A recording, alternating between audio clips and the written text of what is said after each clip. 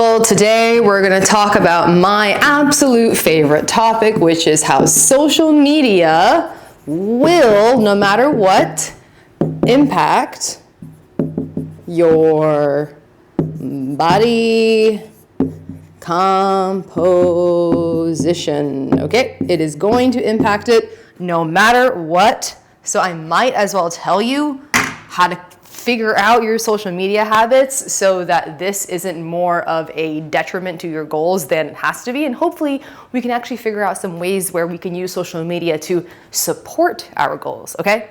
If you love like evidence-based stuff and being super nerdy about like S&C research and nutrition research, I would say that the most evidence-based change you can make for your body composition this year, it's definitely not going to be a new training program. It's probably not going to be a better diet. If anything, it might just be like a radical, intentional restructuring of what information you let into your brain, because ultimately what your eyeballs and what your ear holes absorb are going to influence your thoughts, and your thoughts are going to then dictate your actions, and then your actions will dictate your body composition results. So if you're new here, my name is Ash. I am a certified strength and conditioning specialist with 8 years of experience. I help everyday athletes with their body recomposition goals. So if that's you, stick around. Okay, first thing you guys have to look out for is fad diets and trend cycles, okay? So, carnivore diet, seed oil elimination, low carb, high fat, low fat, high protein, low protein, vegan January. Every few months, social media is going to output some kind of new prescription for you. And I do want to be clear about something.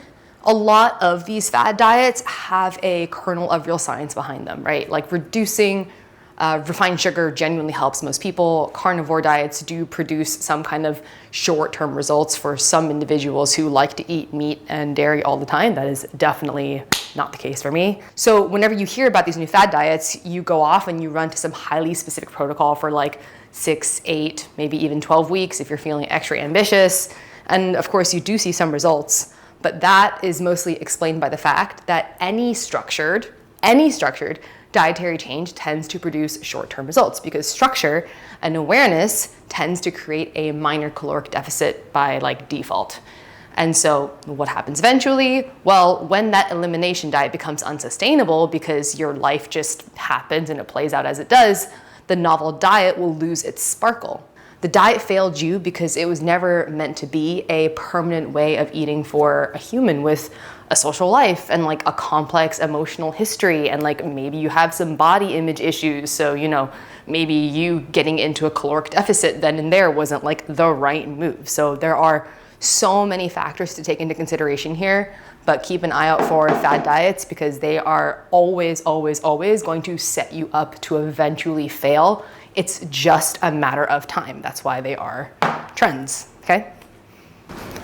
The second thing that we want to look out for is fear mongering. I hate people who fear monger. They are the worst, right? So it's a very effective strategy to capture people's ever dying attention spans. They see things like, oh, this soybean is destroying your testosterone, or seed oil is causing all of your inflammation, or like one of maybe the worst things I've heard recently is like, why your workout is making you fat. That's such an insane statement to make, by the way.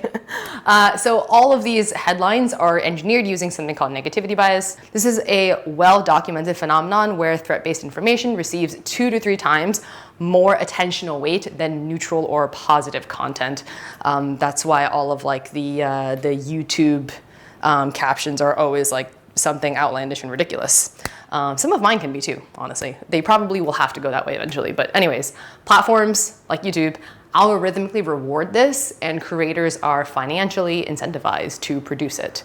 So, the physiological consequence of fear-mongering on your poor body is a chronic low-grade anxiety around pretty much all foods and a lot of different types of exercises that you never needed to fear. Right? And then that low-grade anxiety will elevate your baseline cortisol. Now you are chronically stressed. It will disrupt something called your interoception, which is basically your ability to accurately read your own hunger and fullness cues, which obviously impacts your body composition. And it'll also probably create some orthorexic patterns that will masquerade as healthy eating. So be on the lookout for fear-mongering, okay?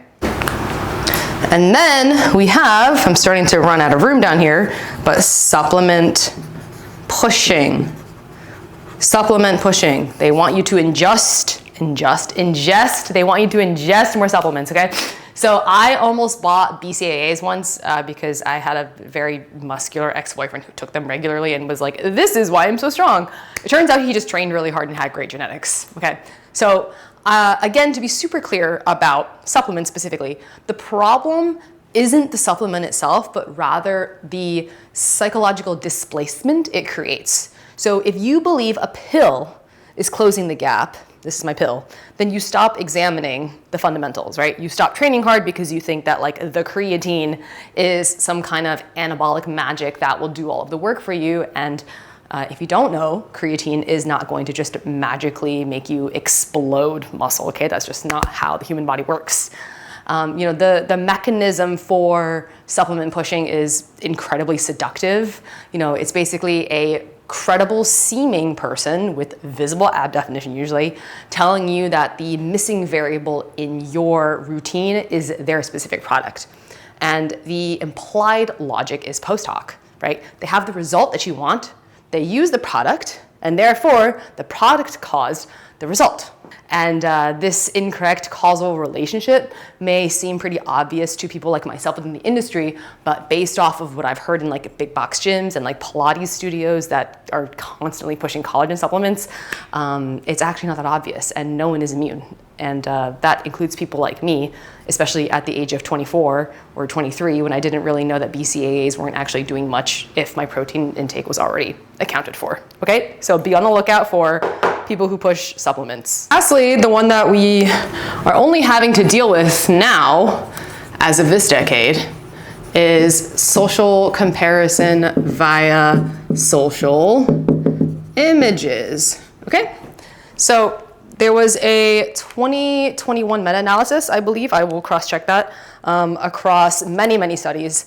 And I believe it confirmed that exposure to idealized body imagery on social media it significantly increased body dissatisfaction across both genders, not just women.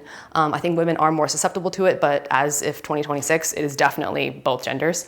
And severe body dissatisfaction correlates with disordered eating habits, lower exercise adherence, which is paradoxical for a lot of people, and also worse body composition outcomes over time. Again, vigilance and fear are not long-term strategies for body composition. This fear is not a strategy. This fad diet, jumping to multiple diets all the time, it's not a strategy, okay?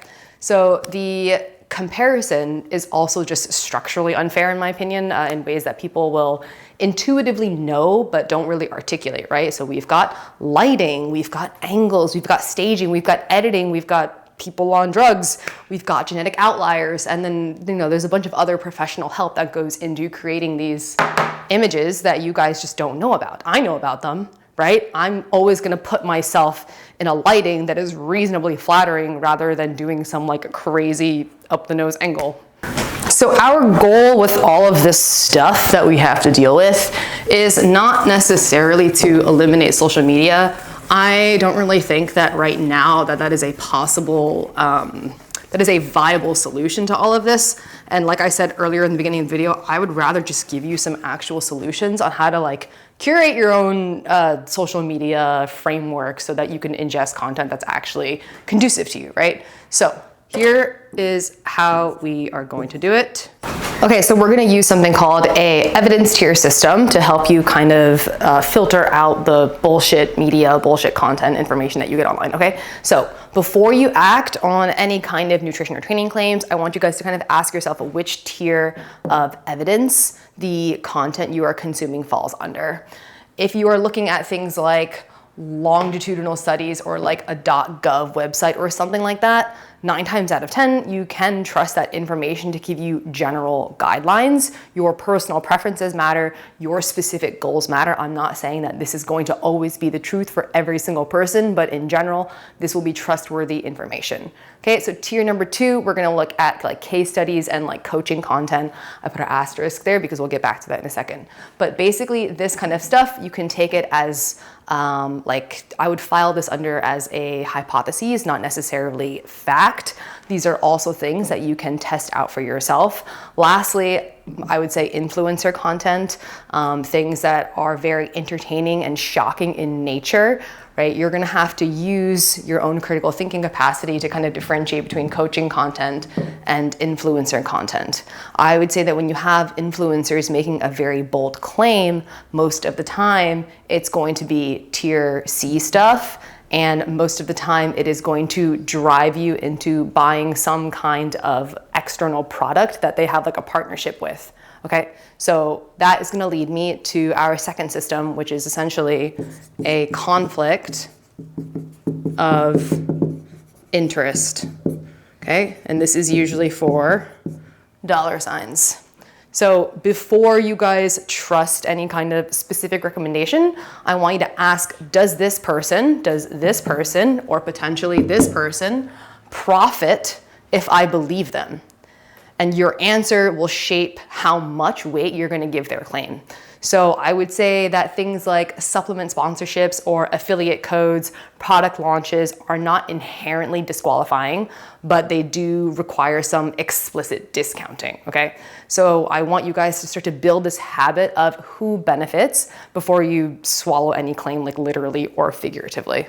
Okay, and then this is my favorite and your least favorite, the boring basics. Boring basics. So boring, so effective, especially getting this down before you start to spend money on conflict of interest supplements, okay? So before you add another new thing to your protocol or switch up your protocol, I want you guys to verify that your fundamentals are being reasonably handled. Not perfectly, just reasonably. So that's like sleep 7 to 9 hours in a cold, dark room. You've got your protein intake anywhere between 0.7 to 1 gram per pound of body weight. You've got your resistance training that is happening progressively week to week with progressive overload. You've got your NEAT down, your non-exercise activity. That means that you are walking anywhere between, I don't know, 8,000 to 20,000 steps per day, depending on your lifestyle, but you are getting in some solid steps. You are going out, you are getting some sun. You guys are managing your stress reasonably. You are hydrated and you have generally positive relationships.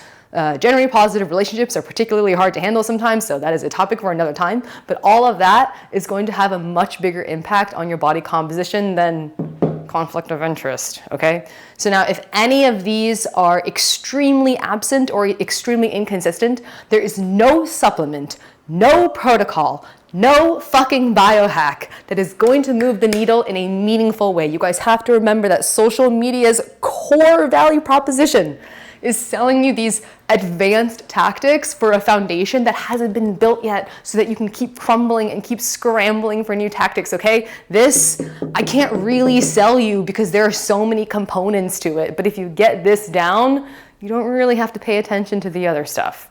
Okay. But now if you're asking, okay, well, Ashley, I love social media and you know, YouTube has a lot of great educational resources.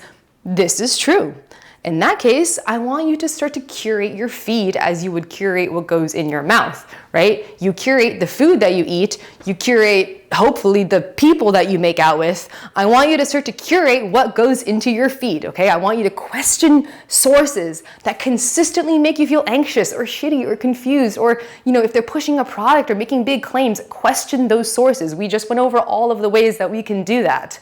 I want you guys to start to introduce these deliberate dead zones where you are not consuming any health-related content, because consuming health-related content is very addictive, especially when it's novel stuff, okay? You guys can also use the platform's own tools to just aggressively filter out. So on Instagram specifically, you can mute keywords, you can restrict suggested content categories, you can basically train the algorithm by actively pressing not interested every time something is making you feel shitty. On TikTok, you can use filter videos under content preferences. I also just want to point out that TikTok is probably my absolute least favorite way of ingesting anything that is remotely educational. I would put that like under tier D if D existed in this evidence tier system. Okay, I do think that short form like that is the absolute worst place that you can ingest education.